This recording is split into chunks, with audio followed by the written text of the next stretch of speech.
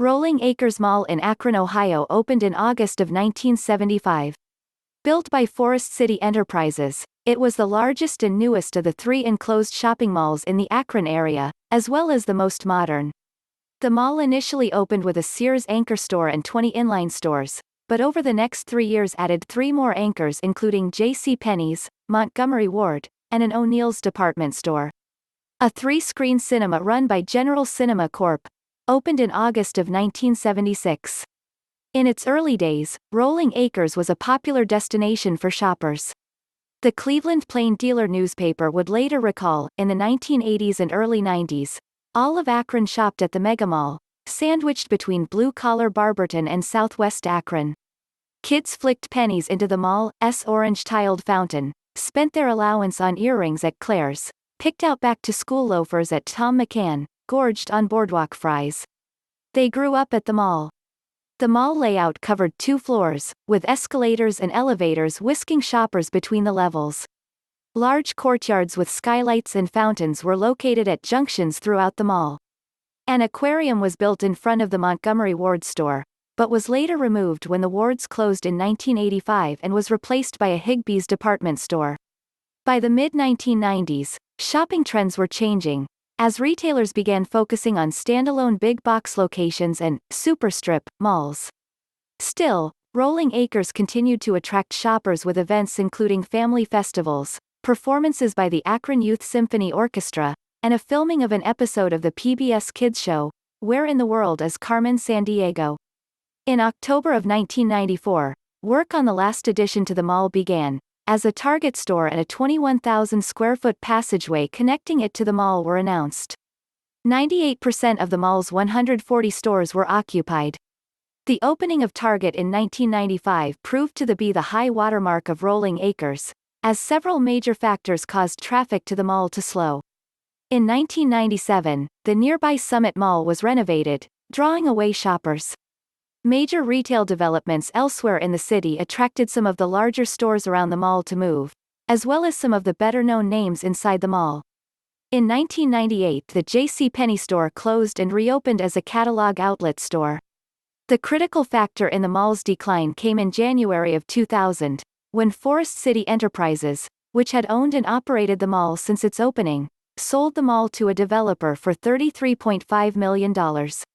This began a long period of instability, with ownership of the mall changing every few years, and the new owners holding off on investing in upkeep while they tried to sell it again. The mall had a total of 1.3 million square feet of space, anchored by Kaufmann's, JCPenney Outlet, Sears, Dillard's, and Target. Despite having 5 anchor stores, 35% of the stores inside the mall were vacant, nearly double the nationwide rate. Only a year later, the mall was put up for sale again after the new owners decided that the amount of money needed to be invested in the mall was more than they were willing to spend. In September of 2002, the mall was sold to Wichard Real Estate of Raleigh, North Carolina for just $2.75 million, a fraction of what they had paid a year before.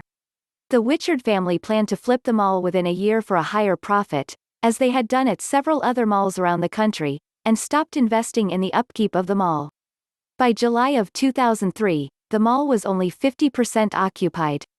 Many of the prime retailers had left, including KB Toys, Lane Bryant, Victoria's Secret, and Walden Books.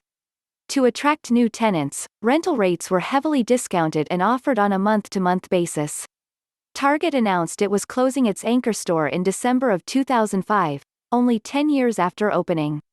Like other nearby retailers, Target moved to a new development with a larger store about 6 miles away, and its former location became a storage unit center that still operates today.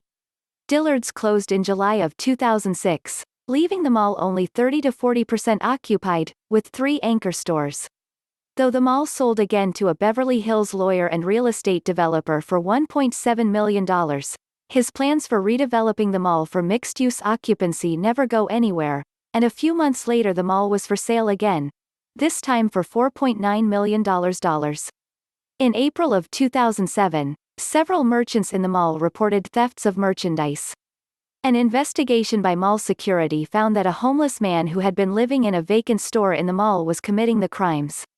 He had apparently been living there for at least a month, subsisting on power bars and drinks stolen from the GNC fitness supply store.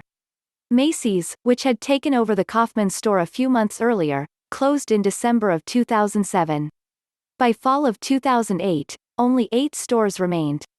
The food court was virtually deserted, and buckets scattered throughout the mall caught water falling through holes in the roof. The owner of the mall fell behind on tax payment and utility bills, leading the power company to threaten disconnection of utilities. Unable to pay the $130,000 electrical bill, mall management announced in late October that the electricity would be turned off within a few days, at which point the mall would permanently close. A few small stores held out until the power went out on October 31, 2008. Rolling Acres was left with 2 anchor stores, Sears, and the JCPenney outlet store, which were blocked off from the inside of the mall.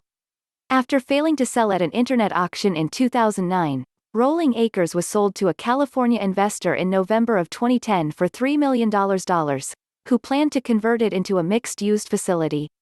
Those plans never came to fruition, and the interior of the mall deteriorated as scrappers and kids broke in.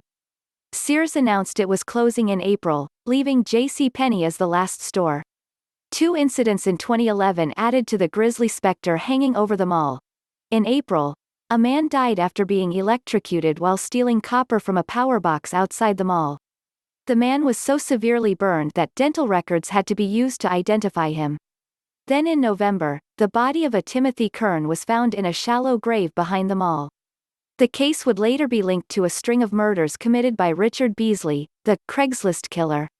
The last holdout at the mall, JCPenney's outlet, closed on December 31, 2013. Demolition of the mall began in October of 2016. Did you enjoy this video? Remember to like and subscribe for more content like this.